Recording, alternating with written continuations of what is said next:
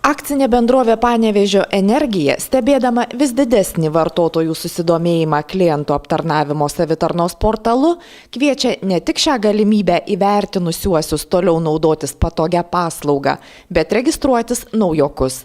Užsiregistravusieji visuomet greičiau sužino, kiek mokės už šilumą ir karštą vandenį, nelaukdami, kol sąskaitos sukris į pašto dėžutes. Patogu portalą naudotis tuo, kad galima jame palyginti kelių mėnesių sąskaitas. Galima tą sąskaitą, jeigu reikia, ir turint spausdinimo įrengę atsispausdinti. Ir be to galima pasirinkus atitinkamą banko svetainę apmokėti tiesiai per klientų aptarnavimo portalą. Klientų aptarnavimo tarnybos viršininkas primena, jog savitarnos portale galima deklaruoti tiek karšto vandens, tiek šilumos skaitiklių rodmenis.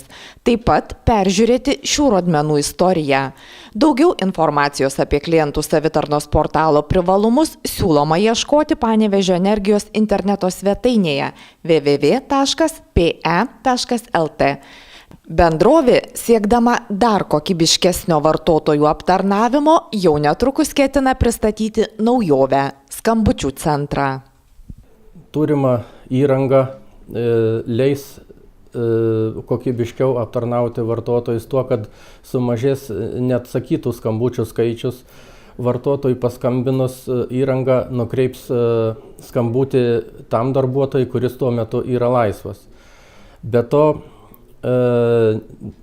nedarbo valandomis arba poilsio dienomis vartotojas išgirs, kur galima kreiptis darbo dienomis. Taip pat, jeigu bus neatidėliotinas reikalas, ar tai karšto vandens skaitiklių plombavimo darbų užsakymas, ar tai kažkoks techninis gedimas, vartotojai bus sujungti su bendrovės dispečerinė tarnyba, kuri budi visą parą. Teigiama, kad vartotojų skambučiai bus įrašomi, todėl kilus ginčytinoms situacijoms atsiras galimybė juos perklausyti ir konfliktą išspręsti. Skambučių centro nauda neabejojama. Dalis vartotojų ateina tiek pas mus į Senamiesčio gatvę 113, dalis vartotojų ir nemaža dalis ateina į mūsų klientų aptarnavimo centrą Nemuno gatvėje. Tačiau nemaža dalis vartotojų tiesiog skambina telefonu ir šitas būsimas skambučių centras sudarys galimybę reguliuoti tuos skambučių srautus.